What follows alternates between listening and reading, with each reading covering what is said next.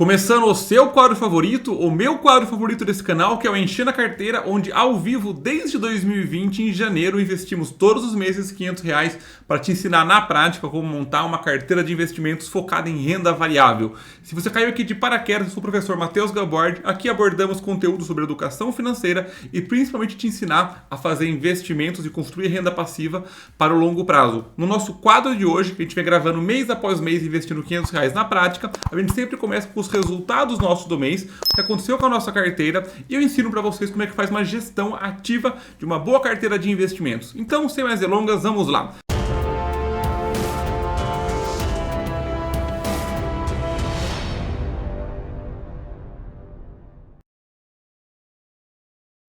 Como que está performando a nossa carteira de investimentos? Gosto sempre de começar olhando os nossos dividendos, tá? Por que olhar os nossos dividendos? Que é importante entender que desde lá de janeiro de 2020, os dividendos eles vêm zigue-zagueando para cima, quase dentro de uma linha reta. Alguns meses têm pagamentos mais altos por conta das ações, tá? Que fundos imobiliários eles tendem a pagar sempre ao longo do mês, e de vez em quando as ações pagam um pouco mais. Se a gente for pegar para olhar, nossos dividendos vieram 70% dos fundos imobiliários e 30% das ações. E for olhar até agora, recebemos quase R$2.000 de dividendos, chegando quase 1.900 acumulado desde o começo. Por que é importante olhar isso daqui, que eu sempre bato nesse ponto, esqueço de frisar isso daqui. Os dividendos são o seu fluxo de caixa real que as empresas e fundos pagam para você. Se for cruzar nossa carteira de dividendos com nossa carteira real ela oscila muito mais o preço, tanto do fundo imobiliário quanto das ações. E por que é legal olhar o seu fluxo de dividendos?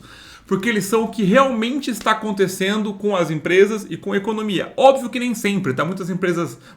Algumas empresas pagam dividendos sem ter um resultado para poder fazer isso de fato, para dar ilusão para o cotista ou para o investidor que está tudo bem. Mas isso é raro hoje em dia. Então você vê um fluxo de caixa de dividendos, as empresas pagando isso cada vez com mais consistência.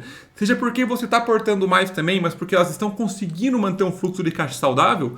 Isso daqui é um bom prospecto que a carteira está financeiramente saudável. Então a gente pode pegar, por exemplo, 2020, que os fundos imobiliários despencaram por conta de que teve o lockdown, só que muitos dos fundos continuaram pagando normalmente. Fundos logísticos, fundos de renda urbana, os shoppings sofreram de fato. Se você estava acompanhando o fluxo de caixa desses fundos, os relatórios, você provavelmente conseguiu comprar eles no momento de pânico de mercado. Então você acompanhar os seus dividendos, se a sua carteira tem algum objetivo para isso, tem muito sentido nesse aspecto, tá? Se a gente for olhar a rentabilidade da nossa carteira, tá? Contra o Ibovespa e contra o CDI nos últimos 6 meses, por assim dizer. O CDI, que é esse maratonista imparável que sempre vai aumentando, agora vai começar a perder inclinação nas próximas reuniões do Copom, que a Selic deve cair, mas desde já nossa carteira passou o rendimento do CDI nesse último ano, nos últimos 6 meses, nossa carteira dando um rendimento de 9%, o Ibovespa por volta de 4% e o CDI por volta de 6,5%, tá? Repare que a nossa carteira ela vem superando o Ibovespa esse ano, praticamente qualquer mês que você olhe. Um cuidado é você atentar ao seguinte: quando o Ibovespa sobe, pega essa parte aqui, nossa carteira sobe menos, tá? Por que a gente está ganhando dele? Porque quando cai, simplesmente a carteira cai menos. E se proteger das quedas é sempre mais importante do que querer aproveitar as altas. Se a gente for pegar e olhar aqui, os ativos que mais deram retorno para a gente são a PetroRio com 327% de ganho, seguido pela M Dias com 50%, Localiza 46%, Equatorial 39%, Porto 30%. Aí entra o primeiro fundo imobiliário que aparece aqui na lista, que é o VISC, de shoppings, a VEG e depois a Arezzo com 18% de ganho. Entre os piores retornos, temos a Oi com 94% de queda. Preciso arrumar isso aqui que na verdade ela está com 40%, porque eu não atualizei a planilha e não joguei para cá. O HCTR e o DEVA, 2 fundos de papel que de fato deram problemas. O quarto colocado, a Alpargatas, que de fato deu prejuízo nos últimos tempos. A gente colocou ela em stand-by, não compramos mais, acompanhando os próximos resultados. A Rap Vida, que deu um ano seguido de prejuízo e colocamos ela também no banco. Tiramos inclusive da carteira principal, entrando no Funny Money, abandonada até ela dar um ano de resultados. Becri, que tinha um pouco na carteira de HCTR e DEVA, sofreu bastante também. A IRB, que é uma aposta na carteira como um todo.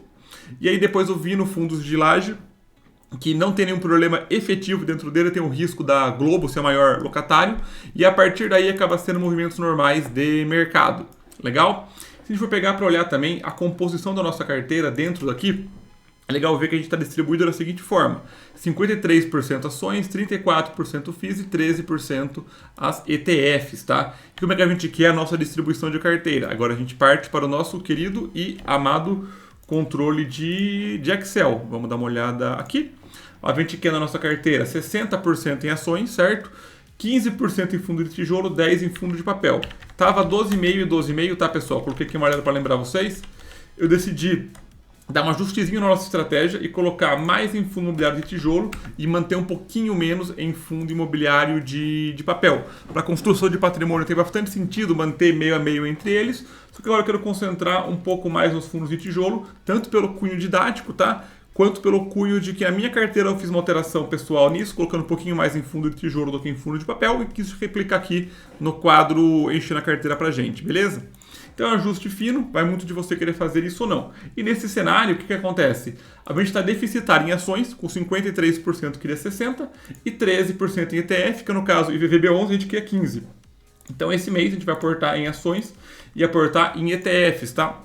E olhem que curioso, apesar de for somar aqui por ativo, tá? Aqui separando quanto a gente investiu, quanto a gente tem em cada tipo de investimento. Em ações investimos 12,100, estamos com 12,600, então nosso ganho é de 500. Fundo de tijolo, fundo de papel é o nosso maior prejuízo, nosso único prejuízo, aliás, e ETFs 268. Se for somar isso daqui, daria um ganho de R$ 288 na teoria. Só que o nosso ganho efetivo está em 2.700, que a gente colocou até agora R$ 21.000, então com 23.700.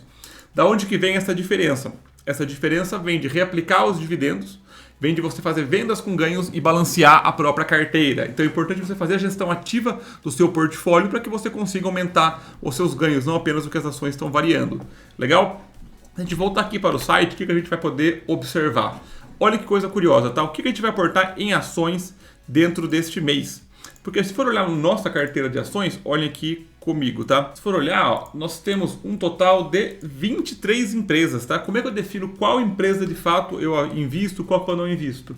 Bom, temos a primeira regra básica, tá? Que é comparar o peso ideal na carteira, aqui ó, peso ideal tem 3%, contra o peso real, ou seja, eu quero 3% na Kepler Weber na minha carteira, tô com 1,5%, portanto a ordem é comprar, legal? A Graziotin eu quero 3, estou com 2,1, também está ok, a ordem de fato é comprar, falta 0,9%. E assim por diante, tudo que está acima de 1% faltando, tem um joinha que pode comprar tranquilamente, tudo que está sobrando acima de 1% fica no vermelho de evitar comprar porque já passou o que custaria na carteira. Por exemplo, o Bradesco, a gente queria 4% na carteira, está com 5,4%, então passou 1,4%, logo a ordem é não comprar. Tudo que está entre mais ou menos 1, coloca ok que pode comprar sem muito sofrimento, tá?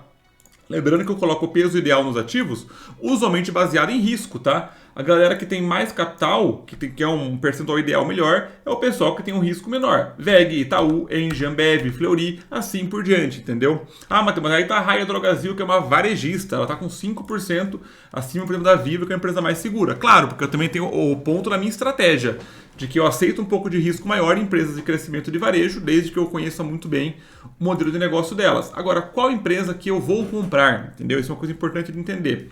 Bom, olha como o raciocínio ele costuma ser um raciocínio mais limpo e mais bonito, né? A Kepler Weber a gente começou a colocar na carteira agora, certo? Então vou continuar aportando nela. Fizemos análise há um mês. A empresa não mudou nada em um mês. Ela quase não variou, sem nenhum problema, nenhuma dor de cabeça. E é a empresa que mais está precisando comprar. Ela com certeza entra no aporte. Segundo, a Graziotin, uma empresa que caiu 14% mandando comprar. Ela é uma empresa que vale dar uma analisada no resultado dela. Porque ela caiu 14%, não se recuperou ainda, e um cenário que o mercado se recuperou bem. Vamos dar uma olhada nos números dela. Depois, olha só, quem que mandou comprar? Mandou comprar a VEG. Mandou comprar a VEG, eu nem discuto, eu simplesmente compro. Raia Drogasil. Raia Drogasil eu vou pular. Por quê? Eu estou comprando uma varejista. Apesar de a Raia Drogasil ser uma varejista de farmácias, não é a mesma coisa, mas vou evitar comprar duas varejistas. Eu vou pular a Raia Drogasil, a Vivo entra como telefonia, o Itaú entra e a Engie também. Porque olha que aporte bonito, olhem que coisa muito bonita aqui.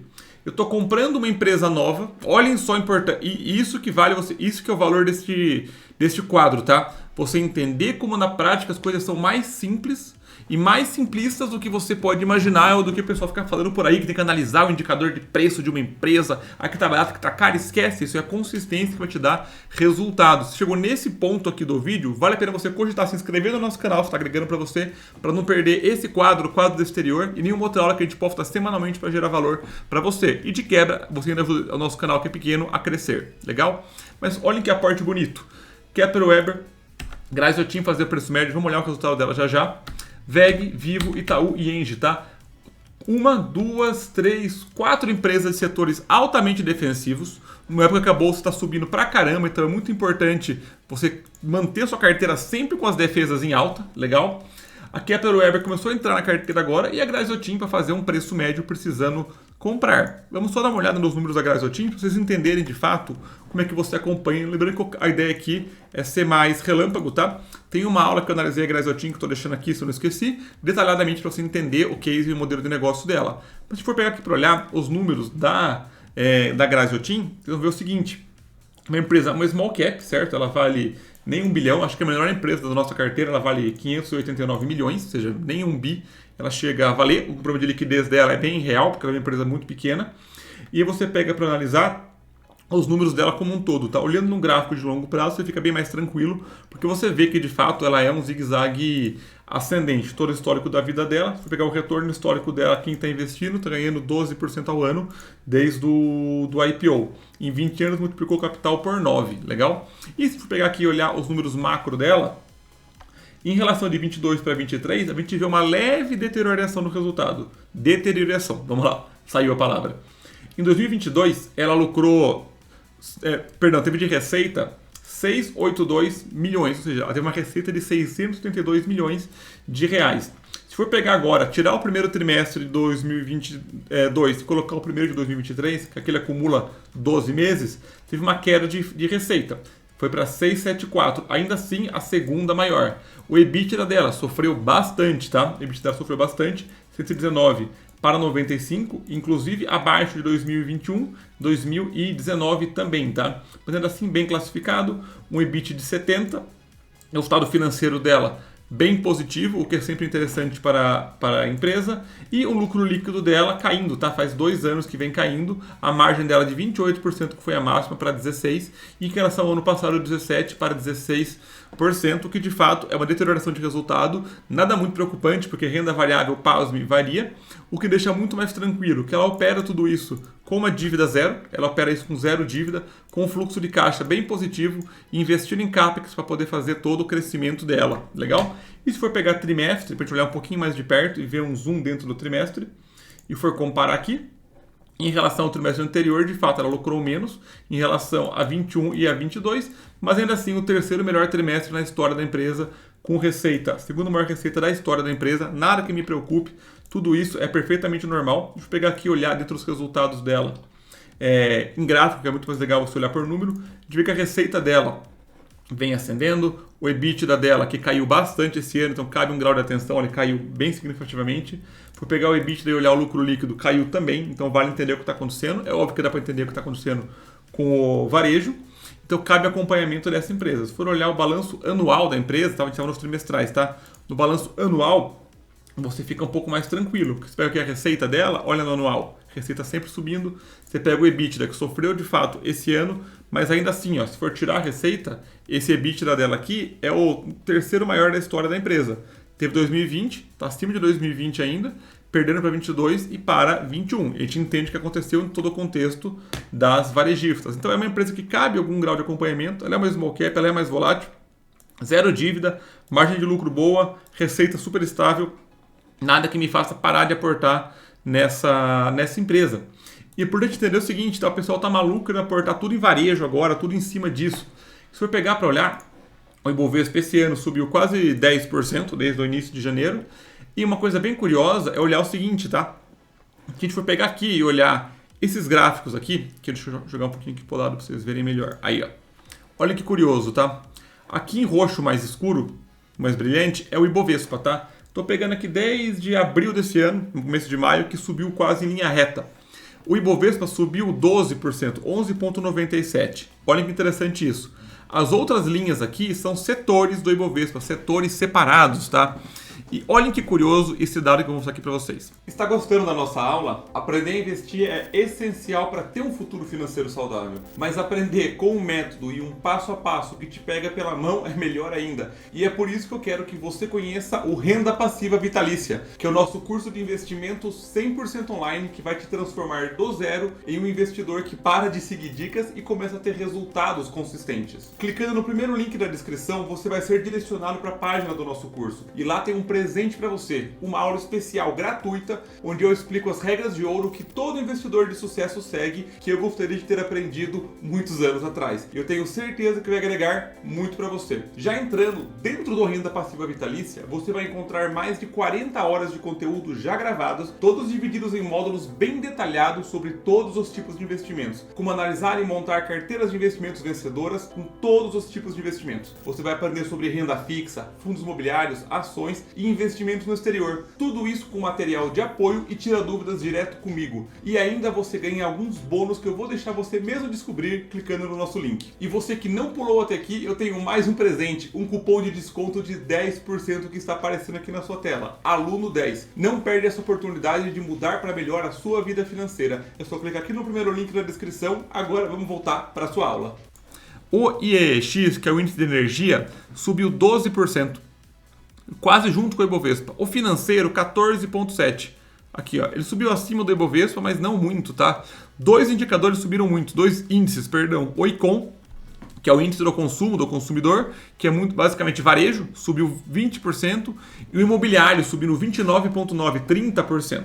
E aí você pega empresas varejistas, que eu até fiz uma aula comentando porque empresas tão ruins estão valorizando tanto, como varejo. Você pega empresas como Via Varejo, Magazine Luiza, que dão prejuízo, Gafisa, da construção civil, própria Gol, empresas valorizando 50%, 60%. Pessoal, isso aqui chama muito a atenção. Isso acontece muito em conta por conta da... Aqui, ó, deixa eu tirar aqui e colocar o juro futuro. Cadê o DI? DI futuro, aqui, ó. Porque o juro futuro vem caindo. O juro futuro caindo, nessa aula que eu comentei, que vou até deixar aqui para você, que eu explico um pouco melhor desse fenômeno. Mas basicamente é o seguinte: juro futuro cai, economia tende a aquecer, dívida tende a ficar mais barata, esses setores tendem a performar melhor e a galera investe tudo neles. Só que isso aqui, pessoal, é um prazo desde maio desse ano. Se eu aumentar o prazo, olha o que acontece. Olha que curioso, né? Aqui eu estou pegando desde 2010. Olha que sacada de ouro para vocês. Olha que coisa importantíssima. O pior setor é quem aqui, ó? É justamente, vocês não estão vendo, mas é o imobiliário. O imobiliário é o pior setor, performando mais 4%. O segundo colocado é o índice do consumo com 55% de ganho. Depois é o Ibovespa com 81%. E os grandes campeões são o índice de energia com 153% e o índice financeiro com 216%. Por que eles ganham? Porque eles só ganham no longo prazo. Porque apesar de em épocas de alta eles subirem menos, em épocas de queda eles caem menos.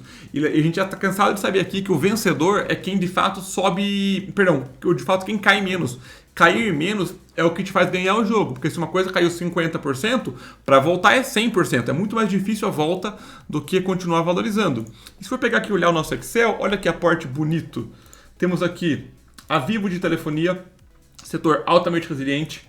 O Itaú financeiro, a Engie de energia, a VEG do setor industrial, que não está lá, mas é uma empresa espetacular. A Graziotin para fazer preço médio e a Kepler Weber é uma empresa nova no setor de agronegócio que tende a valorizar a nossa carteira. Olha que aporte simples, bonito, sem dor de cabeça, sem sofrimento. Então vamos comprar uma cota do IVVB11, tá? Lembrando que se a gente for pegar para olhar o IVVB11, que faz tempo que a gente não compra na carteira, ele é um índice aqui, ó, se for pegar e colocar ele no longo prazo, cadê o IVVB11?